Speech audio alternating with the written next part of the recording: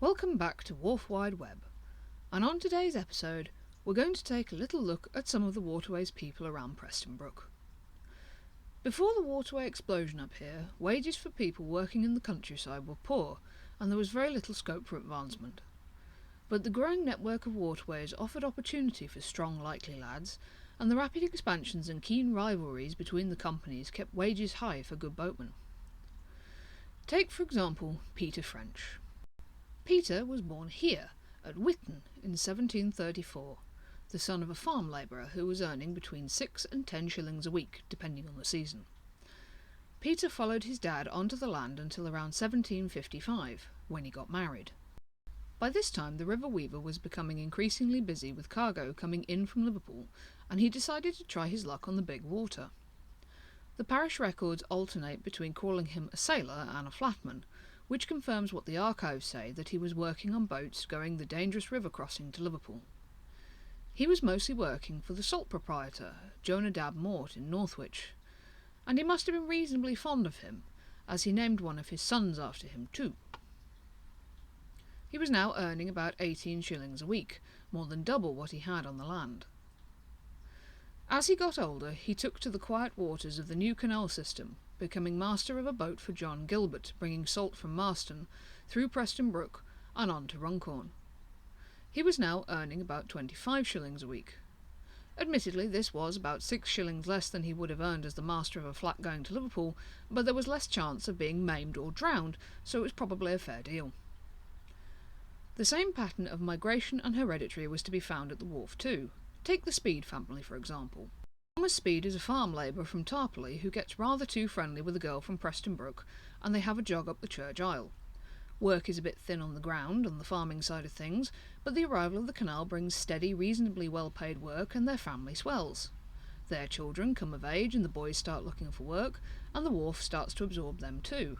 Each successive generation adds a few more porters to the wharf and a few more boatmen to the canal, until the wharf ends up with more than 65% of its workforce related by marriage or blood.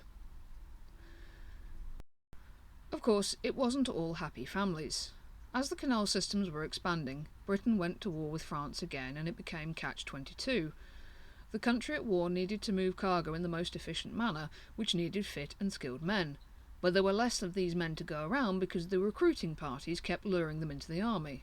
So the waterways were forced to start hiring less suitable men, and the thieving drunken stereotype started to come into being as thieving drunken men were increasingly employed. Albeit not for very long, as you didn't tend to keep employing a man who had stolen your trousers. Like most of the emerging canal-side centres, Preston Brook's inhabitants and the boaters passing through developed a mutual respect that confused outsiders.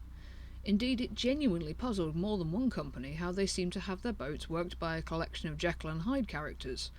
They knew their boats had rough characters on, but they were pretty well behaved while in the shadow of the wharf, and not at all the depraved savages they kept getting reports of. Of the many companies that had a foothold at Preston Brook, Pickford's was one of the biggest. Pickford's ran flyboats.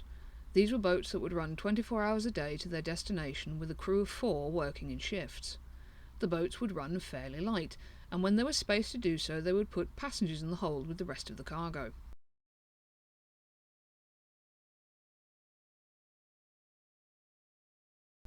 On the 15th of June 1839, a barge from Liverpool arrived at Preston Brook, and Christina Collins, a small woman in a dark dress with a fawn handkerchief round her neck and a blue silk bonnet on her head, stepped off the barge with her luggage and went into Pickford's office.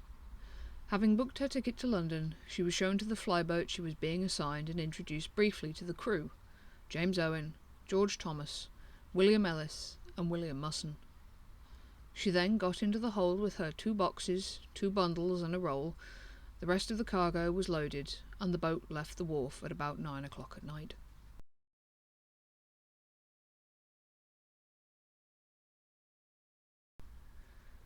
What really happened in the following 72 hours will never truly be known, but the end result saw Christina's lifeless body being pulled from the water here at Brindley Bank Aqueduct in Rugeley, and carried up these very steps to an afterlife of infamy, where she became the inspiration behind countless documentaries, books, articles, and even an Inspector Morse story, The Wench is Dead.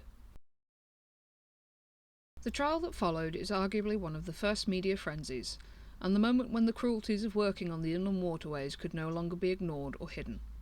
There had been plenty of murders and suspicious deaths on the waterways before now, but this one caught the imagination and the public bayed for retribution.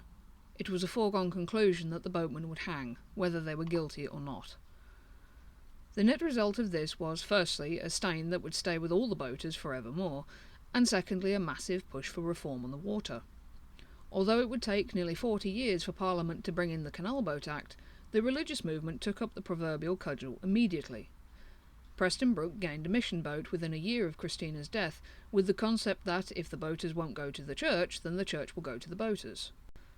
Largely thanks to Charles Dodgson's skill as a vicar, but aided by the village's natural bent for Methodism, it was such an overwhelming success that they had to bring in a second vicar for crowd control.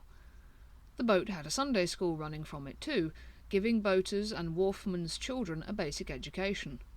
This was so popular they had to get a second boat and a dedicated teacher, and for 3p a week the children were still climbing aboard Vulcan at the end of Queen Victoria's reign. That's all we have time for today, but join me tomorrow and we'll investigate what cargoes passed along our waterways.